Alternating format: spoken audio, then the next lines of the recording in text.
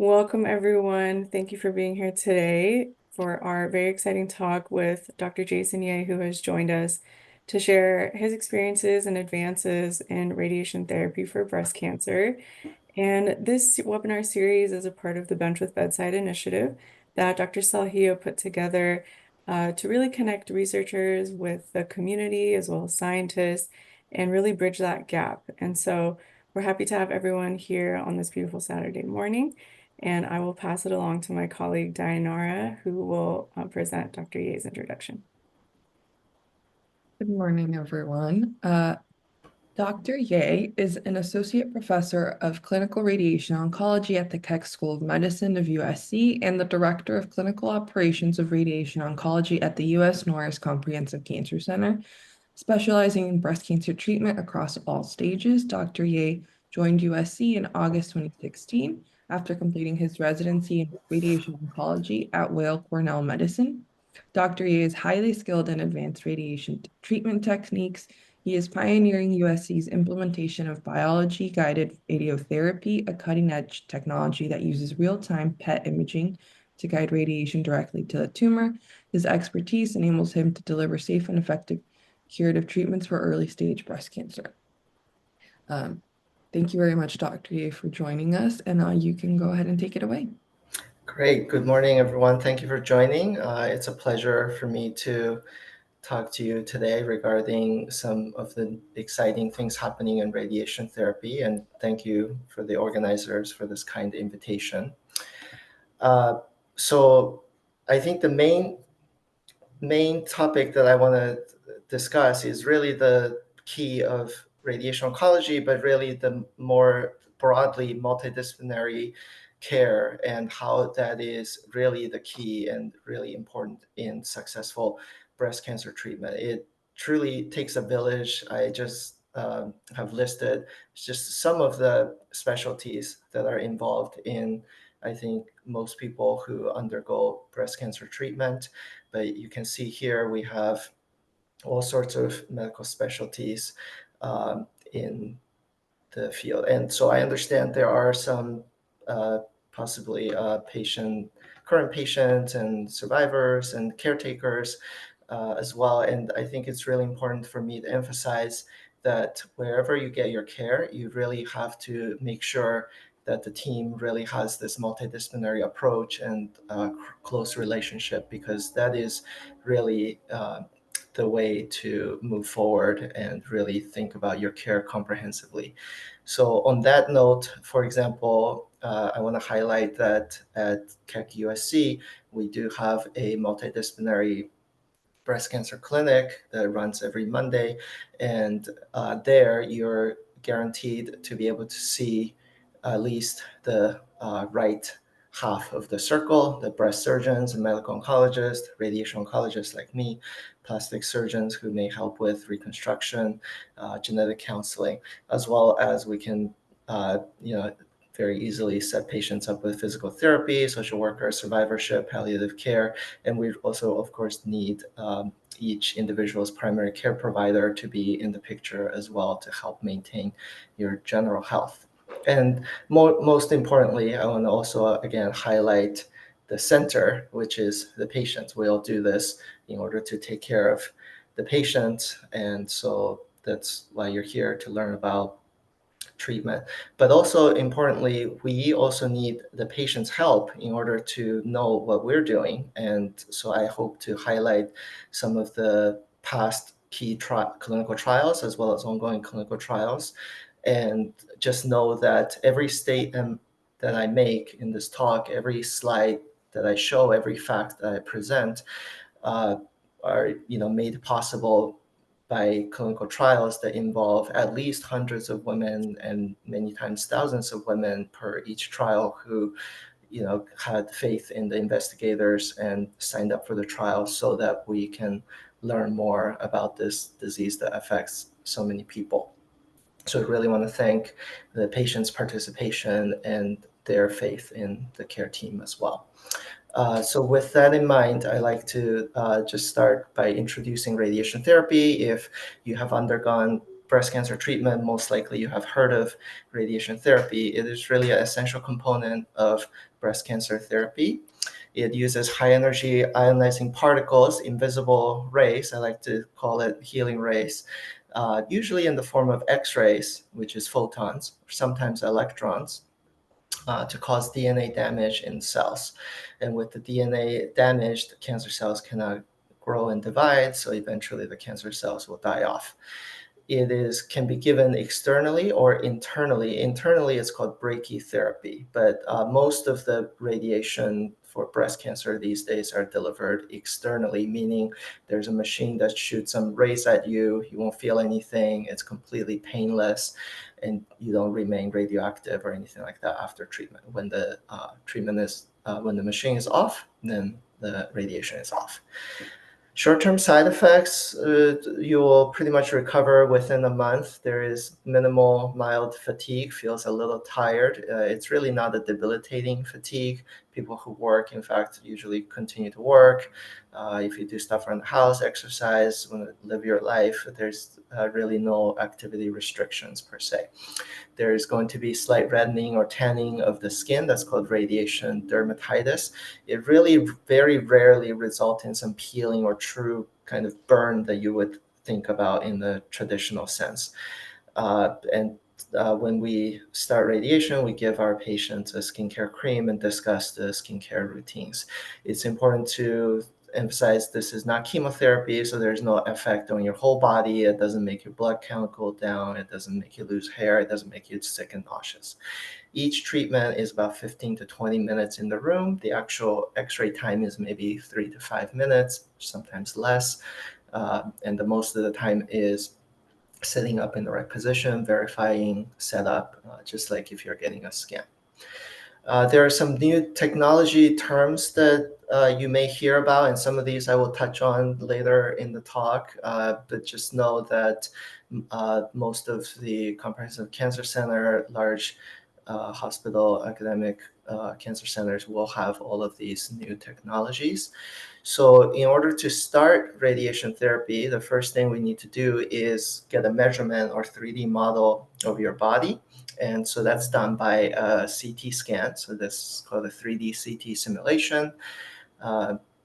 Very similar to a diagnostic CT scan. It's a quick in and out process. We do need to figure out how to position you during the treatment. Sometimes it could be on a supine board like this with your head on the pillow and then arms up like that, grabbing onto the bar. And then your feet are dangling. Or sometimes we can do treatments in the prone position, in which case your face will be here, face down, like if you're getting a massage.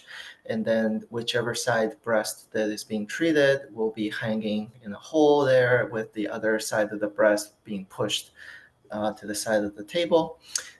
We make a custom bag for your arm and shoulder to lay in, so you're in the same position every day, and then we do a scan that way. After that, we import your scan into the computer and start doing treatment planning. So we're able to, with 3D, map out the heart, the lung, the breast. So this is a patient in the supine position, or in the prone position, we can do the same. The advantage of prone breast radiation is, in many cases, gravity helps pull the breast tissue farther away from the chest wall. So when we are aiming the beam to glance at the chest wall in order to catch all the breast tissue, we usually don't have to aim as deeply, so then we can keep heart and lung out of the way better. Sometimes we can also do what's called deep inspiration breath hold, DIBH. And by taking a nice deep breath and holding during the scan as well as during the treatment when the beam is on, as you can see, the heart can get pushed away from the chest wall, the lung expands, so the relative volume of lung radiating is less compared to free breathing. This is a nice example of a patient, a young lady with bilateral breast cancer. It's very tricky to treat. And with you can see this is the breath hold. You can see the heart is completely out of the high dose region, which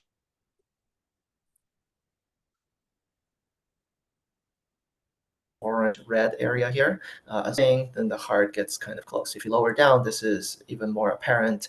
The heart is completely out of the high dose region, whereas for free breathing, everything kind of gets closer to the chest wall, so we may just end up hitting a little more of the heart and lung. So a question I often get when patients come in to the clinic and discuss radiation is, well, how many weeks do I have to deal with this? Because they have heard that, the traditional radiation may take 6 or 7 weeks every day.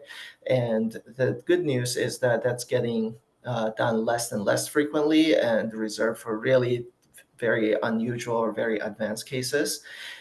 In some patients, the answer might be 0. You may not need the radiation at all, which is great. But in other patients, instead of doing 5, 6, 7 weeks of radiation, oftentimes we're able to get away with as little as 1 week, or more commonly 3 to 4 weeks of radiation. And that is just as effective and even safer. So the field has come a long way. But another important question is, why are we even doing radiation therapy at all? Like I mentioned, radiation helps kill cancer cells.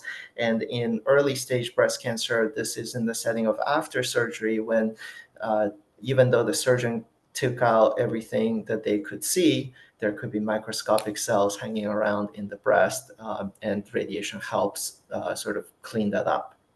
So here's an oldie but goodie trial, NSABP B21. They randomized over 1,000 women with early stage breast cancer to wide local excision plus tamoxifen, in which case the 8-year recurrence was quite high, 17%. If you did local excision with whole breast radiation, then the recurrence rate was a lot lower, 9%. But if you then do both the endocrine therapy, in this case tamoxifen, and radiation, then the 8-year recurrence was less than 3%. So this is the reason in early stage breast cancer patients who undergo lumpectomy, they end up seeing medical oncologists and radiation oncologists to discuss the benefits. And there is benefit even in older patients. So in this CalGB trial, patients over 70 of age, early stage breast cancers were enrolled.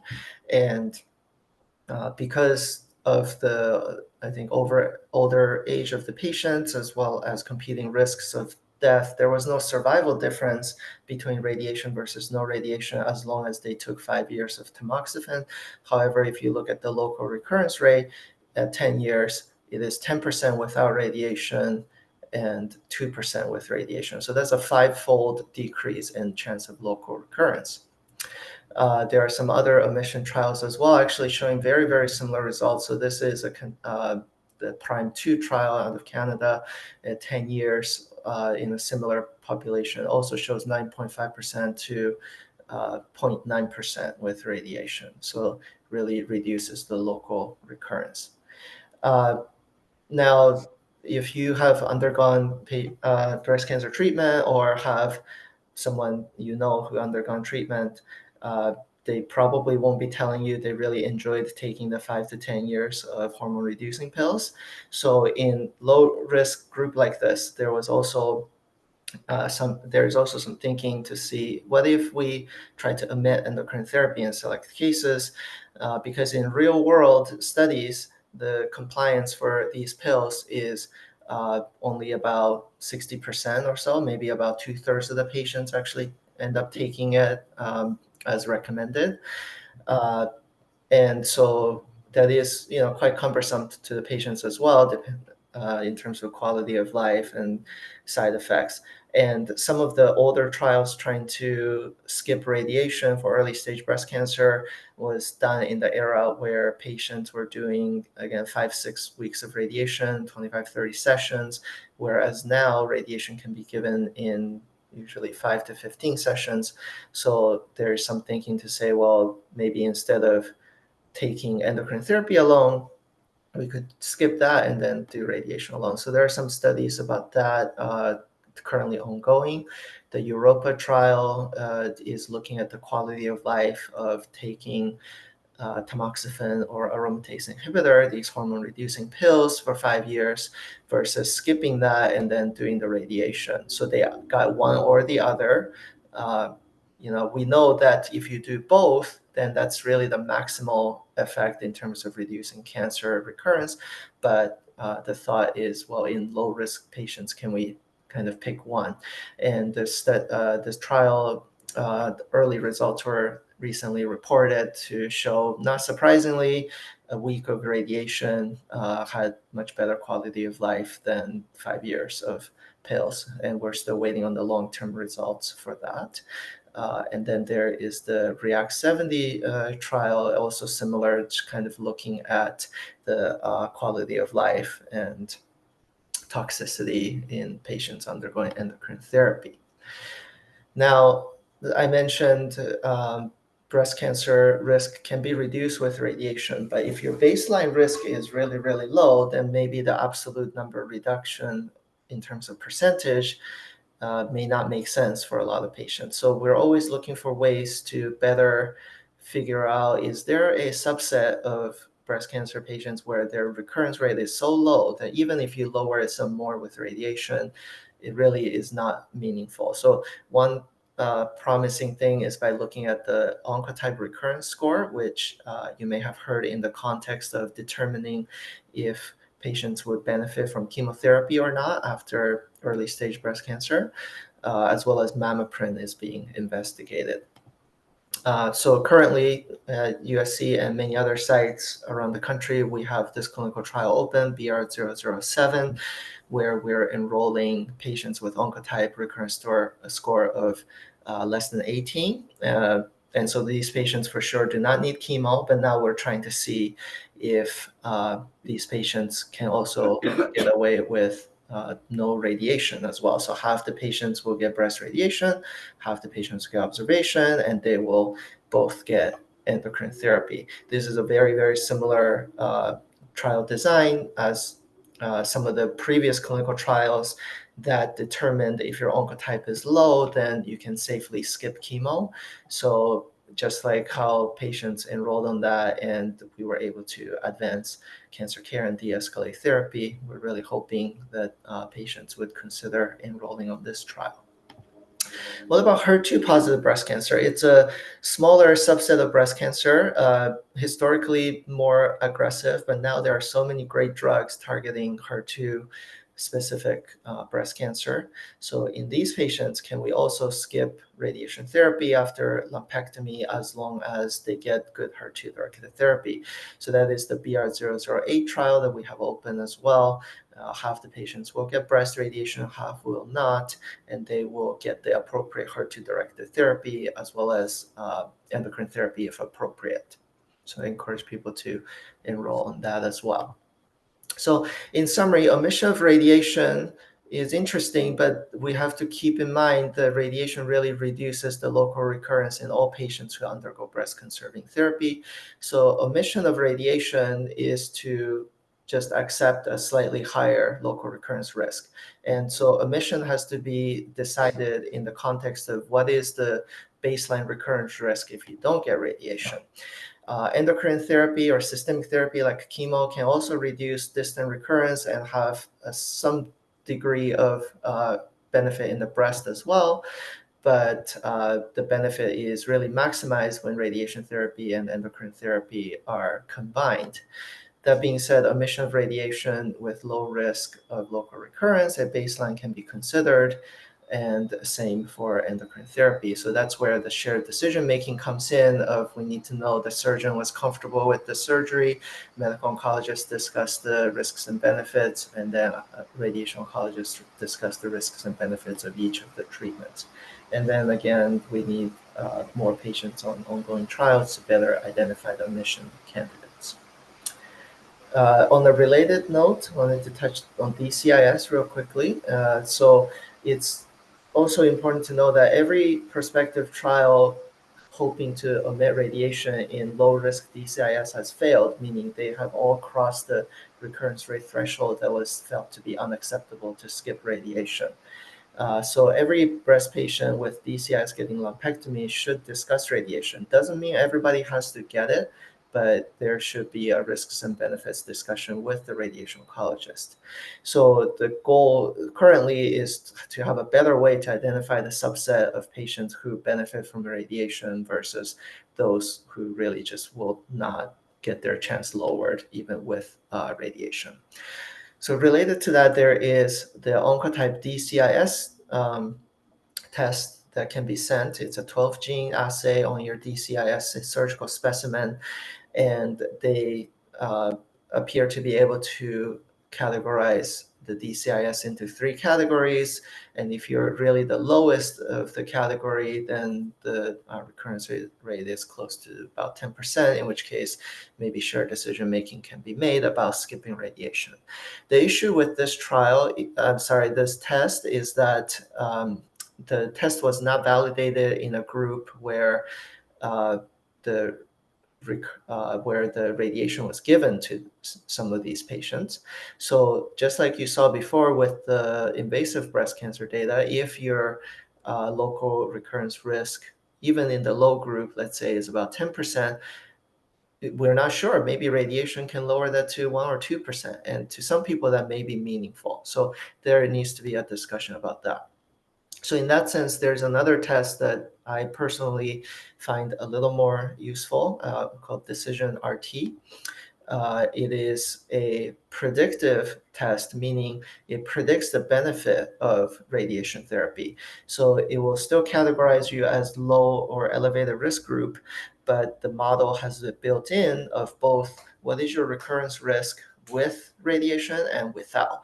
So in the low risk group, not only is their baseline risk low, but even if you get radiation, their model predicts that your recurrence risk really doesn't go down that much. I think that is a group that we can safely skip the radiation if patient is comfortable with that.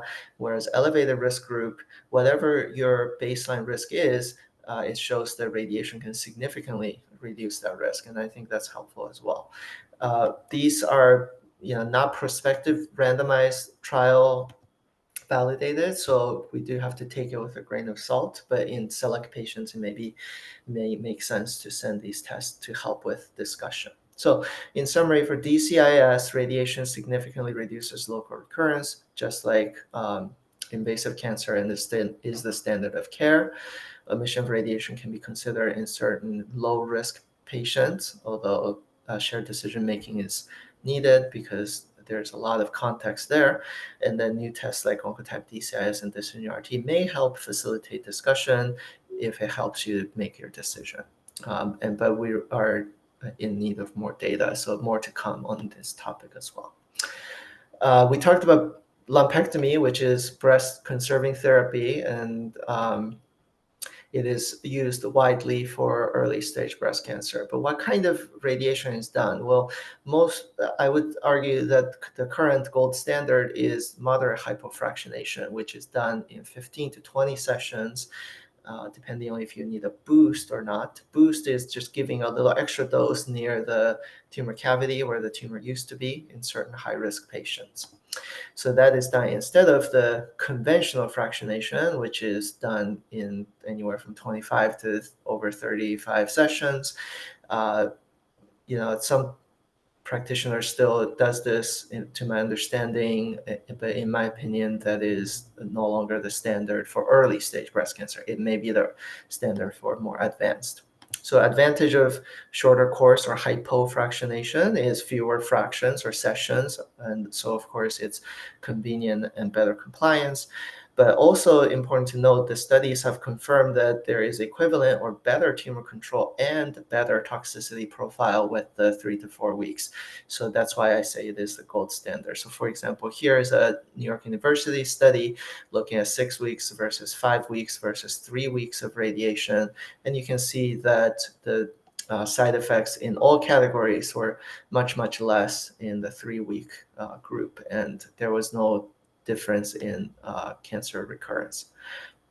So typically at Norris, we would do this in the prone position. You can see the heart here, the breast here, and we're able to, again, keep the heart as well as LAD, which is the one of the main coronary vessels that's very close usually to the breast field, out of the way. What about cosmesis? So one of our excellent research student, medical student who's going to radiation oncology, Anna Okabe, has done a retrospective study on 156 patients treated at Norris who had agreed to get their pictures stored for follow-up purposes. And so we used both physician, which is me, as well as software as assessed cosmesis in terms of skin changes, dimpling, symmetry, and such, and noted that there was really no significant change in the proportion of who was categorized as excellent, good, fair, or poor from pre-radiation to at least 2 years, meaning that after radiation, the breast shape and cosmesis really doesn't change significantly. There might be minor changes, but for most people, it is really minor. And so whatever outcome you end up with after the surgery is pretty much what you'll end up with even after radiation. That does bring us back to multidisciplinary approach, where it's important for our surgeons, both breast surgery and plastic surgeons, to carefully plan out your surgery so that after surgery you can heal nicely and also look good as well.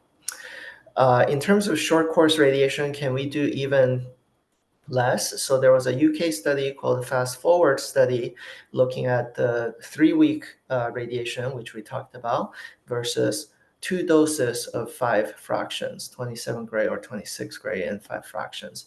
So the encouraging thing was that in terms of the tumor recurrence rate, they were all very, very low, regardless of which type of radiation you got. So then it might seem like the 5-day instead of 3-week whole breast radiation is slam dunk, but not quite. So number one issue is we still only have about 5-year follow-up, and these patients we really ideally like to see the 10-year recurrence rate.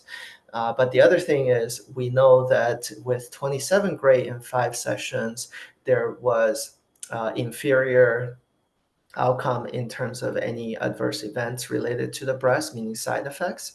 And if you look at across the board, both 27 and 26 gray, the odds ratio, meaning the chance of having worse outcome in terms of breast changes, was more than 1, meaning it was higher with the 5-day course universally. It's just that some of these did not reach what's called statistical significance. So we think it could just purely be by chance. But regardless, a few of the things such as breast induration, telangiectasia, which is these little spider vein formations, as well as breast edema, was worse or borderlining worse, even with the 26 gray and 5 fractions. And studies have shown some of these changes can persist beyond 5 years. So I currently use some caution in recommending the 5-day treatment to patients. I still think the 15 to 20 session is the standard of care because you have the best of both worlds. You have the best tumor control and you have the best cosmetic and toxicity outcome. Ultra hypofractionated whole breast we just talked about has similar tumor control, but patients should be made aware of some concerns regarding long-term toxicity cosmesis. Perhaps another way to compromise it would be to do APBI or partial breast radiation. So accelerated partial breast radiation is done in patients who have relatively low recurrence risk, and studies show that the vast majority, maybe over 80% of recurrence, tend to be in the area immediately surrounding the initial tumor bed. So APBI allows for focus radiation in that highest risk area and do less radiation to rest of the breast and also help spare normal organs. So that's a nice, convenient, also can be done in 5 days. So that's nice and convenient. It can be delivered using external beam or brachytherapy. Currently, our preference is to do external beam radiation. Disadvantage potentially is if you have hidden disease in other quadrants of the breast that may be missed and not treated. And so there is theoretically more chance of developing breast cancer later on.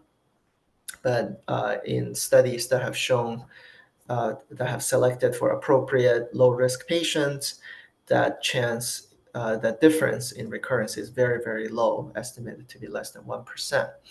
However, we do need to follow the guidelines in the study, so that there was a 2023 update in the partial breast guideline, and so we use these criteria to discuss who might be appropriate for partial breast, both for DCIS as well as early stage invasive breast cancer. So when patients are potentially eligible for partial breast radiation, I always discuss that as an option. What about APBI in prone position? So you can see that I like prone positioning. So can we do partial breast in prone position? And yes, so this was headed by my former mentor and chair, Dr. Silva Fermenti from Weill Cornell. And I was able to collaborate with her and run the trial at both of our institutions. We compared 6th grade in 5 sessions versus 8th grade in 3 sessions, partial breast over 1 week. So the 5 session would be Monday through Friday. The 3 session would be Monday, Wednesday, Friday. So prone breast partial kind of look like this. We still are able to separate the breast tissue away from the heart and lung very well. And the nice thing is that usually by the time you're contouring out or drawing out the tumor cavity plus the safety margin, it does end up being essentially that strip of the breast the beam shoots in, so it can many times result in better sparing of rest of the breast and organs. And so patients did very, very well. We have the early results of the 300 patients enrolled, and we only had at about a year follow-up only 1 recurrence, no grade 3 toxicity, no significant toxicities. Most people had none or very, very mild skin changes. We did finish accruing this trial, but we're following these patients and currently doing final analysis. So very encouraging, and I hope that this can be more commonly used in patients. Now, switching gears a little bit to more advanced breast cancers, radiation is recommended for anyone with breast cancer involving the lymph nodes. There is benefit regardless of the type of surgery. So even if after mastectomy and axillary lymph node dissection, for example, that's really the maximum surgery that you can get, radiation to the breast, chest, and regional lymph nodes can still reduce local regional recurrence, and there's suggestion that it can improve survival as well. It does require larger radiation fields. So you can see here, instead of radiating just the breast, we have to go after internal mammary lymph nodes, supraclavicular lymph nodes, and those higher axilla lymph nodes that surgeons cannot reach. So there is concern for more toxicity and wound healing complications. So for that reason, we had, so far more commonly stuck with the conventional schedule of 25 to 30 sessions, just because we have decades of experience with that, and we're very comfortable that it's safe and effective. However, we need to look at the effect of the newer systemic therapy drugs that are more effective, and can that help improve the efficacy or maybe reduce the need for radiation. And so we have some ongoing and recent studies that are investigating ways to de-escalate the radiation therapy, even in advanced and lymph node positive breast cancers. So, oftentimes when patients come into clinic, they have Googled, which I encourage people not to do, but pictures of, maybe horrible breast cancer outcome, something like that. And, you might see a picture like this, where clearly this patient seems like these patients were treated a long time ago. There is some fibrosis likely from radiation, had radical mastectomy without reconstruction, so there's a big defect there, as well as swelling of the arm called lymphedema, likely had axilla dissection. So this is really not the modern day outcome. We really do not see this anymore. This is sort of a historical context. So please be rest assured that with the modern multidisciplinary care, this does not happen. So when we talk about lymphedema, we also worry that radiation can increase the chance of lymphedema, especially with the larger radiation fields that we use when we have to target the lymph nodes. So then how do we reduce the lymphedema risk after radiation? Should we radiate less lymph nodes and omit radiation? Actually, I would argue no. I actually would advocate for radiate more lymph nodes in order to prevent lymphedema risk. How does that work? How does that make any sense? Well, we have to take everything in context because nodal radiation can, in many cases, replace a more extensive axillary dissection surgery, and that really increases the chance of lymphedema as well. So in some of the study, this one out of MGH, for example, it showed that yes, radiation does increase the chance of lymphedema a little bit, but the most important and with by far the highest hazard ratio was whether the patient had axillary lymph node dissection or not. Here is a study nomogram that we can use to estimate the risk of lymphedema in the modern era based on patients who are enrolled on the MA20 trial, which proved the benefit of adding radiation to lymph node positive disease. But you can see here multiple important factors. Your BMI is important. So unfortunately, obese patients are going to be at higher risk for lymphedema. The regional nodal radiation field group also matters a little bit, meaning how extensively we radiate the lymph nodes. However, what matters more is the number of lymph nodes removed. So if you can do a sentinel lymph node biopsy, remove only a few lymph nodes and reduce the nodes removed group down, even if you have to extend the radiation field, overall, the risk of lymphedema will usually be a lot less in these patients. So while radiation increases the risk of lymphedema, axillary lymph node does play a bigger role. So if we can substitute radiation to replace axillary lymph node dissection, it may have a bigger impact in reducing local lymphedema risk. However, can this be done without compromising breast cancer control? And that's a big question. And the answer is yes, at least in most patients. For example, a trial out of Europe called AMAROS trial enrolled over 1,400 patients who had low volume lymph node disease detected on sentinel lymph node biopsy, randomized to half of them got axillary dissection, half did not get dissection, but got radiation. The risk of lymphedema was less than half in the radiation group, and the local regional control was excellent in both arms and less than 2% in either group. So the conclusion here is that radiation to the axilla can be considered standard treatment in sentinel lymph node positive patients. And here is just a graph depicting the rate of lymphedema with axillary dissection versus more comprehensive axillary radiation. There was a similar autoassort trial out of Europe as well, showing the same results. So in summary, radiation increases the risk of lymphedema by causing inflammation and fibrosis, and the risk depends on dose and volume irradiated. But we have to take that in context of many other factors that can contribute to lymphedema risk, in particular lymph node dissection. And so if regional nodal radiation can be an alternative to lymph node dissection, that is maybe a preferred way to reduce lymphedema without compromising tumor control. And this is a discussion we have all the time with the breast surgeons and ourselves to discuss, depending on the patient's individual risk, how aggressive of a surgery should they get.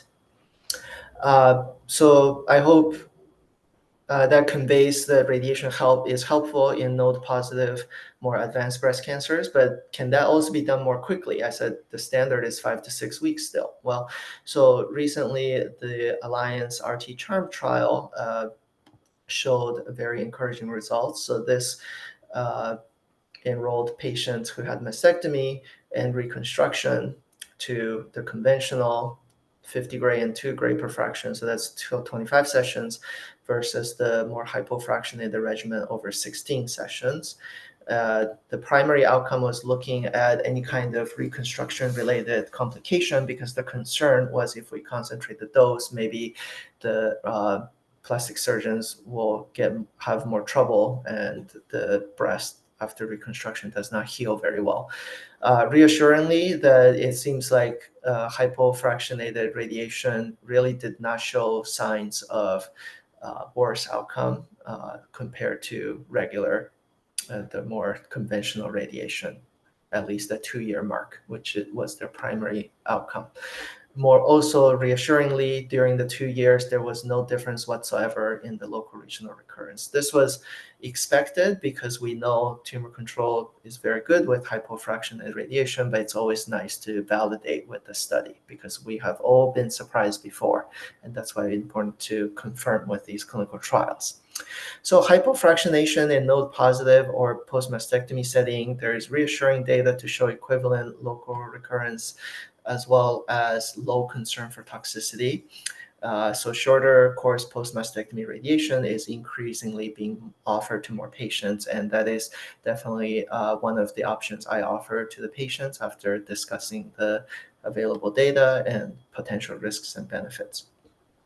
Can we skip nodal radiation altogether? Well, in most patients, no, but NSABP B51 trial randomized patients with limited nodal disease and one disease that responds completely after pre-op chemo, meaning afterwards when they do the axilla lymph node surgery, the pathologist cannot find any live cells in the lymph nodes anymore. So that's, we know, a very favorable subgroup. And so those patients got randomized to either getting nodal radiation or not. And it was very exciting to show that there was no difference in the recurrence-free interval. So it looks like these patients may not derive much benefit from radiation therapy. The caveat is, again, the median follow-up is 5 years. So ideally, we want longer data, but it's certainly encouraging. It's also interesting, and this is why, again, we have to do the trials to learn these things. Triple negative breast cancer, which we think is the aggressive bad type, actually, if they had complete response to the chemotherapy, then definitely favors no regional nodal radiation. On the other hand, estrogen positive, HER2 negative breast cancer, so the most common type of breast cancer, there is maybe some signal to say, even if they had complete response, maybe it favors the regional nodal radiation. So there is a lot more to come on that, and I definitely try to help the patients make decision on omitting radiation or not, given all of this context. One ongoing trial to mention is the Taylor RT or MA39 trial. So just like some of the other studies, this is looking at patients with low Oncotype score with limited nodal disease burden, and to see, okay, you don't have to even have complete response after chemo. Can we maybe just skip radiation in this low Oncotype group? Because there's suggestion that these patients may actually have fairly low chance of recurrence. So we have accrued a number of patients. They're looking for about 2,000. I think they're almost done. We'll finish accruing in another year or so, and definitely want to thank all the patients who enrolled and want to continue to get patients on that trial. So node positive locally advanced breast cancer, radiation reduces the risk of recurrence and help patients live longer. Radiation can actually reduce the risk of lymphedema by allowing low volume nodal disease to be managed without axilla dissection. We have the option of doing hypofractionated radiation, which may be safe and effective. In some patients with limited node disease, complete response to pre-op chemo may safely omit radiation. All of these points have to be individualized depending on the patient's individual factors. And then we still have ongoing trials, always investigating better strategies to better select patients for what's best for them. In the last few minutes, I'd like to just touch on radiotherapy for metastatic disease. Unfortunately, even though early breast cancer treatments have improved the outcome so much, but unfortunately, some people still do develop metastatic disease. And so radiation is helpful in that setting as well. Brain metastases, while not as common in terms of percentage within breast cancer, still does affect a large number of breast cancer patients just because of how many patients get breast cancer. there is low penetrance of medications, systemic agents due to the blood-brain barrier. And so radiation therapy is still helpful. It has historically been treated with whole breast radiotherapy, but we really don't do that anymore. We use stereotactic radiosurgery, SRS, for majority of the cases, and reserve whole brain radiation for when we absolutely have to. And many times we don't do it just because of the increased toxicity burden for the patients. Extracranial metastases respond much better to pharmacological therapy, medical therapy. So typically that is the primary mode of treatment. However, advanced radiation techniques can also supplement systemic therapy and improve patients' outcome. So radiosurgery, there are many different machines to treat. We can use gamma knife, cyberknife, linear accelerator based. But again, I think these are also just tools that we have at our disposal, and different centers may have different machines. That is probably less important than the expertise of the team that's taking care of you, and again, the multidisciplinary discussion and communication that happens to optimize care for you. I often say, it doesn't matter which car you're driving. If you don't have a good driver, then there's no point in having whatever car that you have. With gamma knife, we can treat patients very accurately through many beams. It's a very quiet, completely painless treatment without the need for any invasive surgery. And internally, what is happening is we're concentrating really thousands of beams towards the tumor so that the tumor gets completely eradicated, over 90% control rate. While the surrounding normal tissue and the nerve, the brain, other tissue gets very, very minimal dose. And so there is very little to no side effects with this treatment.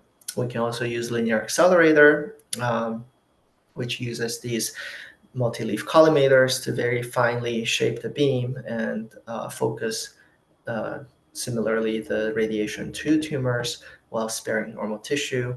And so with that, we are able to very accurately determine the head positioning by onboard X-ray and CT scans, with the table making some very subtle adjustments, and then the beam will be delivered in what's called arc therapy, meaning as the machine is rotating, the beam is continuously being delivered. And you can see we can come in from multiple different planes in order to focus the radiation in the best way possible. So for the rest of the body, not the brain, this kind of very focused radiation is referred to often as stereotactic body radiotherapy, SBRT. It is typically given in 1 to 5 sessions, maximally spares surrounding tissue, and allows for higher biologically effective dose compared to conventional radiation because we're focusing the high dose so accurately to the tumor.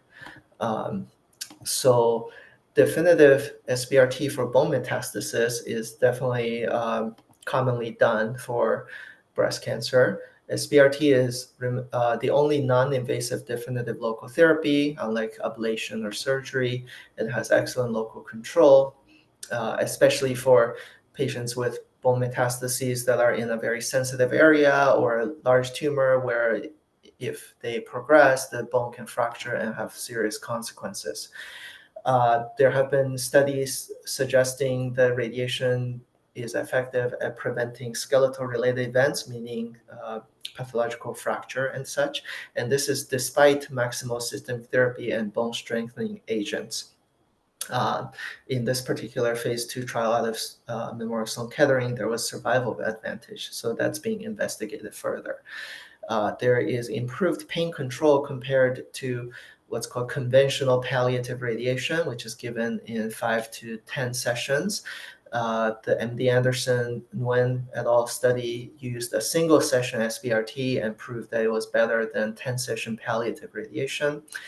Arjun Sagal's study out of Canada tested the 2-session SBRT for spine mets and proved that it was better than 5 sessions of conventional palliative radiation therapy. So there's a lot of role in that setting. as well as there is a lot of interest in oligometastatic and oligoprogressive disease. So these refer to cases where only one or very few spots are either detected or progressing. And the idea is, well, it's only a few. Why can't we pick them off with very focused radiation, very high control rate, and then basically render the patient disease free? So there is some evidence suggesting that it would work. For example, the Sabre Comet trial in Canada showed that adding radiation to standard of care significantly prolonged survival. However, interestingly, breast cancer specifically, and again, this is why we need to do studies so we can learn and also understand the disease better. But when it comes to oligometastatic breast cancer, the BR002, which some of the patients from Norris also helped enroll, unfortunately did not show a difference in adding SBRT or not.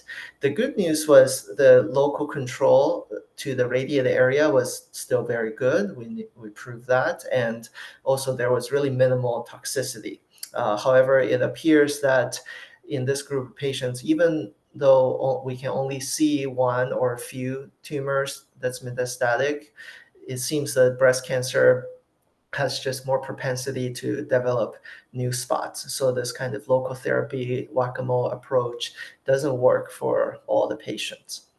So that was an important lesson to learn. So we very selectively use SBRT for oligometastatic setting. There was another trial out of Sloan Kettering called CURB, and this is in patients who have lung or breast cancer with limited progression on standard of care systemic therapy and adding radiation. While radiation improved the outcome of lung cancer significantly, it did not for the breast cancer subset. So again, showing that maybe we need a better way to figure out who truly benefits from more aggressive local therapy. Okay? So important to realize radiation for metastatic breast cancer is safe and it provides excellent local control. If we want to get rid of a tumor, we can do that very effectively. It is the treatment of choice for brain metastasis. For extracranial metastasis, there may be more limited role, at least in terms of affecting the overall disease trajectory. It's still very effective in preventing complications and reducing pain. But it's important to keep in mind those studies that showed negative results by adding radiation were done in the setting of effective ongoing systemic therapy. We have patients not too infrequently who are maybe not tolerating the systemic therapy, or if they have one or two areas of progression, because they're tolerating the current therapy very well, and the next line may have a lot more side effects and may not even work as well, both the medical oncologist and the patients are very, very hesitant to switch therapy. So in those settings, we still do target those individual misbehaving tumors, as I like to call them, with SBRT and be able to extend the duration of the existing systemic therapy. We have also, very rarely had patients with oligometastatic disease where we did radiation and they were cured. I have a patient 3+ years now without any systemic therapy, just 4 shots of radiation to a lung metastasis and has been disease-free. So these patients do exist. So we do have to continue to keep radiation in mind in the cases where there's no effective systemic therapy or switching therapy is not desired. Just want to touch on technological advancements. We have SGRT, surface-guided radiation therapy, that is about to be installed at Norris Hospital. This allows for real-time monitoring of patient position with sub-millimeter accuracy with infrared camera, so no radiation with this, by looking at the patient's skin surface. So this will improve our treatment accuracy dramatically, and also for most cases can allow for tattoo-less treatments. Similar system is also installed in our Santa Clarita site, as well as Newport site. We will have an upgraded state-of-the-art Gamma knife in early next year. I'm very excited about that because I use Gamma knife as well. We recently built a new radiation and imaging suite in Newport Beach for anyone who knows people who need care in the Orange County area. In fact, they're opening and treating first patient on Monday, so I'm very excited about that. And those of you who may live in Pasadena area may have seen construction undergoing across Huntington Hospital, where we're going to open a medical office building that will also house a radiation facility that's going to be towards the end of this year. Finally, the very exciting frontier of radiation therapy is looking at PET-CT, which lights up the cancer. And so can we somehow use the PET signal to directly target the tumor? So that's where the Reflection X1 machine comes in. And this machine is equipped with CT scan, a PET detector, as well as linear accelerator all in one to be able to do what's called biology-guided radiation therapy. We have this technology currently, like I said, just about to open in Newport Beach, currently headed by our two fearless doctors, Liz Zhang-Velton and Hersh Matani.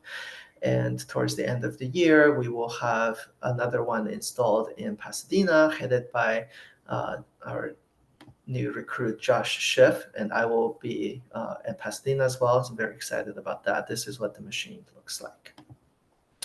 So what we envision in terms of BGRT is it is a FDA breakthrough designation therapy that can treat PET-avid lung and bone tumors. We are also aiming to be able to treat more disease sites and using different PET tracers, which are being explored for FDA approval. So we plan to actively participate in clinical trials to make that happen and advance therapy for patients. And we will also be exploring new indications and radio tracers with early phase clinical trials at Keck USC. So with that, I will end here and thank you for listening. Thank you for your attention. I hope this was somewhat enlightening, or maybe for those who have gone through radiation therapy, a refresher for what happened. And I hope it generates some questions of, why did I get this, or what should we do in this situation? So I'm happy to answer any questions. Thank you so much, Dr. Ye. That was an amazing presentation with all the latest research. So thank you. I hope everyone appreciated that. So the floor is open. If anyone has any questions, feel free to drop them in the chat. We'll keep this open session going as long as we feel we need to. Dr. Ye, we did have a question earlier from a participant. She was asking about IORT with Mobitron. Yes, that is a great question. So yes, so IORT stands for intraoperative radiation, and it can be done in a machine called Mobitron, which uses electrons, or it can be done with a machine called Intrabeam, which uses X-rays, as well as the company Zoft also have machine. So there was a lot of initial excitement about that treatment. So the idea is that if you know, kind of like partial breast concept, if you know the tumor recurrence mostly happen in tumor bed for very early stage, low risk patients, what if we just, as the tumor gets taken out, just directly apply some radiation with the breast still open and just sort of sterilize the tumor bed area. And so it was touted as a way to replace weeks and weeks of radiation, because everything can be done in the OR, and with just one session, the patients will be sleeping. They don't even know what happened. And they wake up and say, congratulations, you don't need any more radiation. Unfortunately, the data has been disappointing. because the recurrence risk of the IORT studies have always been inferior to whole breast radiation. Of course, you can have the argument of, well, still we can find the group of breast cancer patients with such low risk that even with IORT, the risk goes down. But then if you look at that group, it doesn't seem like IORT improves the recurrence risk compared to what we would expect if they had zero radiation at all. So then it's just very questionable why we're doing this to begin with, right? Because yeah, it's okay to omit radiation actually in some patients, as we discussed. So that's why in the latest 2023 partial breast update, it was unfortunately taken out as a potential option. I do think it is okay for patients to go on and get IORT if the institution has their own, prospective registry where they're keeping track of these patients, because I think it's important to continue to study that technique. But as a off-protocol standard of care, we are not doing that. At USC, they stopped doing it actually before I joined 9 years ago. In residency, I did do a good number of IORT cases, but we also, it has kind of fallen out of favor. Now, the nice thing about IORT, even if you get it and then later on, let's say you were found to have higher risk disease than initially expected, maybe bigger tumor, positive margin, lymph node positive, something like that, you can always go back and get more whole breast radiation. So it doesn't burn any bridges per se. So that's a nice thing.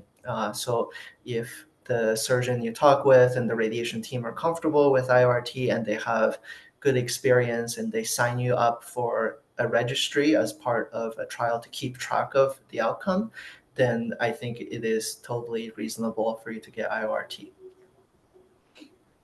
Thank you. And we do have one more kind of a comment and feedback. Karen McMullen stated, I had ER positive, HER2 positive, stage 3 breast cancer. I had chemo, lumpectomy, then radiation. For future patients like me, would radiation be done before surgery to reduce the need for lymph node dissection? I luckily only had 3 axillary lymph nodes removed. So that's a great question. What if we throw everything at the tumor before surgery so we can really reduce the degree of surgery? In breast cancer, though, it is only considered for the most aggressive breast cancer, which is inflammatory breast cancer, and within that, those do not respond to chemotherapy. So it is almost never done pre-operatively, the radiation, just because we have such good outcome with all of these more advanced drugs. It is a concept in some other cancers. For example, in rectal cancer, we do that a lot. But in breast cancer, we often do not do that. Another concern is if we do radiation before the surgery, it could increase the surgical and wound healing complications. However, in very early stage, we're actually interested in exploring this concept of partial breast radiation to kill the tumor before we take it out, to sort of, in theory, it can sterilize the tumor so it doesn't spread as much, right? So we're interested in that. And in that setting, we're not radiating a huge area, so we don't think the surgical complication is really a significant factor. But all of that has to be clinical trial. In standard care setting, radiation is almost never done before surgery for breast cancer. But as was alluded to, and I'm glad this person had only 3 axillary lymph nodes removed, so hopefully no bad lymphedema. But for HER2 positive disease, there are so many great drugs now. Neoadjuvantly, they usually would get TCHP, and if they don't have complete response, then they could also get a more intensive HER2 therapy called Kadcyla after the surgery. They can go on more advanced endocrine therapy as well. So there's a lot of good options. So if, for example, you had HER2-directed chemotherapy, and at the time of surgery, there was no viable cancer in the lymph nodes, then it is actually an option to discuss reducing or omitting radiation based on the NSABP B51 data that I showed, where you have complete response to the lymph node. You can sometimes safely skip radiation. So that could have been an option. So if the person had seen me, I may or may not have recommended radiation. It would be a discussion. You also Thank you. I don't think I could have avoided radiation, but I was just kind of excited because of other patients I've met who have lymphedema problems lingering long after surgery. I just wondered if radiation has the possibility of reducing the need for lymph node dissection, but then if you don't do the radiation until after surgery, how do you stop that lymph node dissection from happening? Would they just stop at a certain point and say, let's Oh, see yes. how effective the radiation is, and then have more surgery later? So Or thank you for asking. And I couldn't put all of the trials in here. However, just like the B51 trial, there was a sister trial, if you will, by the Alliance group that tested, okay, after you get neoadjuvant chemotherapy, we know there was lymph node there before. Can we just get away with sentinel lymph node biopsy? And even if the sentinel lymph node biopsy contains some cancer, can we stop with the surgery and then just take care of it with radiation? So that is a trial, and we have enrolled patients, and it has finished accrual. We're eagerly awaiting the result because, yes, that would be very exciting, because if it shows even if you have residual cancer in the lymph node after chemo, we can skip the dissection and just do radiation, clean it up, and the outcome is the same. That's going to spare axillary dissection in a lot of patients, and consequently a lot of lymphedema prevented. So yeah, thank you for bringing that up. great, thank you for clarifying that. I really appreciate Of it. course. Thank you for the Thank you. presentation too. It's really, really wonderful, Thank very you very much. informative. Thank you very much. Thank you, Dr. Gay. We also have one other question about the clinical trials. Somebody asked, is there a website we can go to see what participants are needed for clinical trials? Yes, so you can search well, for us, the Keck, you can search the Keck breast cancer clinical trial page to have the listing. Now, the caveat is, as with any website, it may not be completely up to date. So my recommendation is always to talk to your provider to see the latest list of clinical trials, because every month, all of us, there's probably 30 providers that meet as a group to discuss ongoing accrual of what we have open and what we want to open in the future. And so that list is constantly evolving. You can also go to some of the general websites like clinicaltrials.gov and do searches, and then see which cancer centers have such trials open. So yes, I would say that wherever you're getting your care, just ask your providers about clinical trial and whether they may or may not have it at their institution. They should be able to refer you to a place that has the trial open, unless they have a better option available locally. I think Lisa had a question, looks like. Lisa? Yeah, yeah. I'm coming up on 7 years in April since I had Amazing. a lumpectomy, and I did the 3 weeks of radiation and Arimidex for 5 years because I was 62 at the time. So how? So that was that relatively new 7 years ago? The 3 week. Well, new is a relative term. So breast cancer is interesting. There are so many trials available, but then the field changes very slowly. Just because people do so well, we really don't want to advance too quickly. And God forbid, it turns out, in 10 years, actually the outcome is worse. So I think people are a lot more conservative in changing the practice. The first trial that showed equivalence in hypofractionation, the 3-week regimen, was a Canadian trial published in 2010. So it is not new per se, but I would say the short course radiation really started to pick up a few years after that. Maybe by 2015, I think it was considered a preferred way, because that's also when the very large, like 4,000 patient trial from the UK got published, confirming the exact same thing.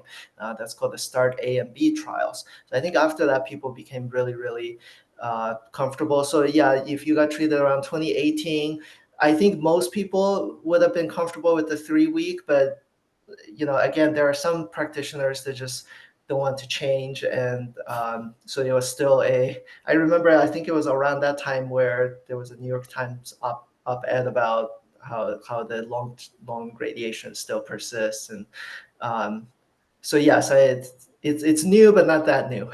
I'm glad you got it though.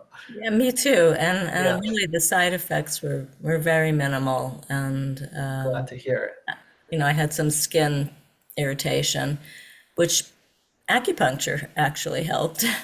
Sure. So, Yes, acupuncture can be helpful in just general well-being, but yes, also cancer-related fatigue, hot flashes, yeah, I didn't have any pain. of that. Yeah, Yeah. it's Um, great. but I did have another question. They mentioned that it was very minimal, the effect to my lung or heart, but that there was a teeny bit possible. So, how would somebody know? How does that affect you? I mean, when would I know if it did, or what would I notice?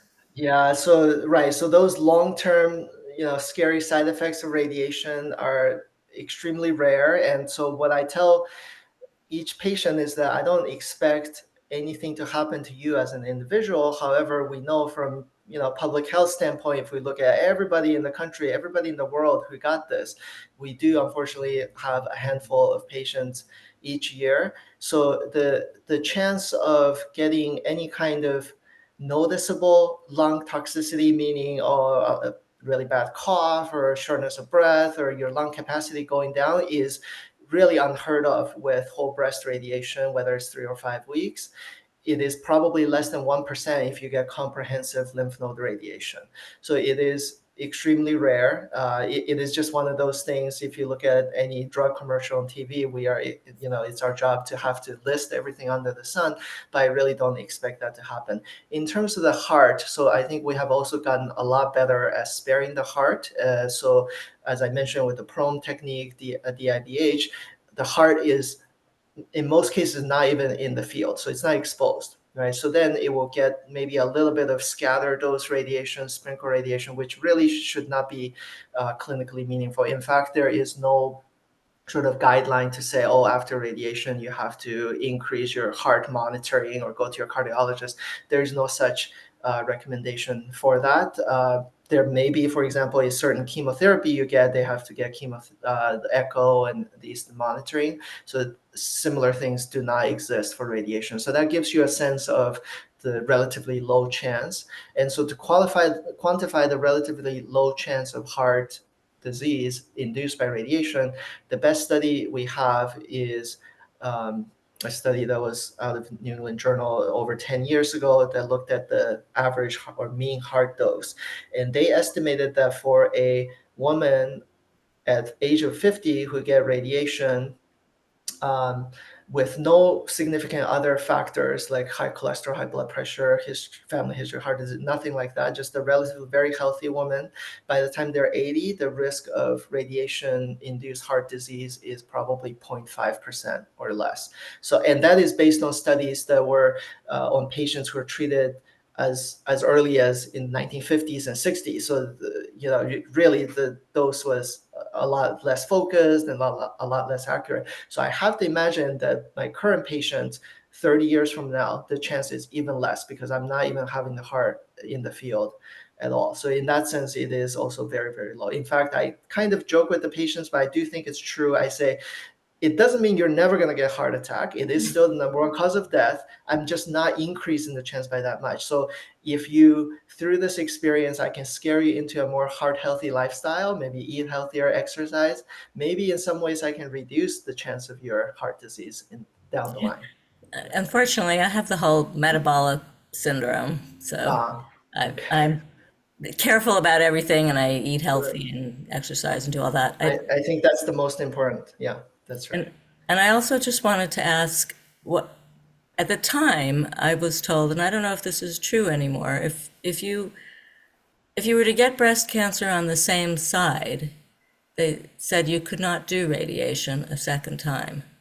Yes, great question. So that is the textbook answer. However, we have studies showing what's called second chance breast conservation is reasonable. In those cases, I typically would do partial breast the second time if they got whole breast the first time. If the recurrence is so big that the second time partial breast is not appropriate, maybe mastectomy is the way to go, just out of safety reasons. But yes, we have done on a handful of cases second chance breast conservation. It doesn't happen that much because for early stage breast cancer like this, we're talking about 95, 98% cure rate. So it's very rare, but it does happen. And also remember, if you get a breast cancer 10, 20 years ago, you could just separately develop a new breast cancer completely unrelated. So that does happen, but it is possible. So that's again where multidisciplinary discussion is important, because if you have a surgeon who doesn't have access to expertise in radiation oncology or plastic surgery reconstruction, they may say, well, the only option is mastectomy, which is technically correct by the standard guidelines. But in a multidisciplinary cancer center setting, whether it's USC or elsewhere, many cases we are able to offer second chance breast conservation. Okay, Great thank you question. very much. Yeah. Really You're great very welcome. presentation. Yeah. Sure. I see actually Jose had a question about, is acupuncture helpful before, during, or after radiation? I have to say I'm not an expert in this actually, but I am aware more related to, pain and hot flashes, but I don't know. Lisa, do you want to share your experience on how you did the acupuncture? I did it after, and I I don't know if it was just me, but I, I literally went in there. She did the acupuncture, and when I came out, I was like touching myself because I couldn't believe the pain had actually gone away, and it for me anyway, it was like miraculous, and it was after. That's fantastic. Yeah. So acupuncture, right, has been shown to have effect in cancer-related pain and other neuropathic kind of other non-cancer pains. So I think how why it works is after radiation, oftentimes some of the post-surgical pain, the nerve pain kind of get triggered again. And so it kind of makes a comeback. And so I think maybe acupuncture has some effect on that. We don't exactly know the mechanism of why acupuncture works. And it's also not a standardized therapy. So you would have to kind of go by the individual experience and word of mouth to find an expert who can do that for you. But I'm glad it worked out in that case. I also had from the Arimidex, I had like severe joint and muscle pain for about a year and a half. It didn't start at the beginning. It only started after I'd been on it for a few years. But acupuncture also helped that too. So I'm a big proponent of acupuncture. Fair enough. I can't speak against that. That's a good point. Oh, sorry. I think Jose also had a question on any info on possibility of cancer appearing in the other breast. So if only a single mastectomy is done. So this is somewhat related to what if you develop a second cancer in the same breast, but this is the other breast. So it unless you have a genetic predisposition or really some concerning imaging findings of really dense breasts, a lot of calcifications, extensive LCIS, some of these rare things, we tend to think of the breast as separate. So just because you had breast cancer in one doesn't mean you're suddenly going to pop up with breast cancer in the other breast right away. However, you do just need to continue the screening for the other side, because you get one mastectomy to one side, then there's no mammogram for that side anymore, but you need to do mammogram on the other side, just as normal, like any woman without history of breast cancer, because we do think there is on average about 0.5% per year per breast risk of developing breast cancer. So if you think of it, that's 10 years, it would be 5%. But we don't think that having cancer on one side always sort of increases the other. Again, with the exception to certain genetic predisposition like BRCA and other things. So that's where genetic counselor becomes useful, because they can kind of help you estimate your lifetime risk of breast cancer just overall. And sometimes patients may elect to get preventive or prophylactic mastectomies, and that is totally reasonable, but also know that in many cases, the chance may not be as high as you think. And also prophylactic mastectomy does also have its own set of issues. So it's not like getting double mastectomy is going to cure the cancer better or help you live longer. So that's a very individualized decision. Okay. And then when you just shared a benefit of acupuncture treatment relative to some swelling in her lymph node that was gone after treatment. Oh, fantastic. Yeah. Yes, I'm glad. So yeah, so that acupuncture seems to be promising. It's an interesting area. We also have excellent physical therapy groups that focus solely on cancer therapy. So they are excellent at preventing and treating lymphedema as well. Okay. Thank you so much, Dr. Ye. This was really wonderful. And thank you everyone for staying on and sharing your stories. And I think we'll go ahead and end here. We'll stay on for a couple minutes in case anyone has anything else to add. But thank you so, so much for everyone's time and have a wonderful weekend. Thank you, Dr. Ye. Thank you. Thank you. Yeah. It was great. Yeah, it's very nice to hear the stories and have this interactive session. And yeah, so I really appreciate everyone's participation. Yeah, thank you. Thanks, Dr. Ye. We'll be in touch for sure. Absolutely.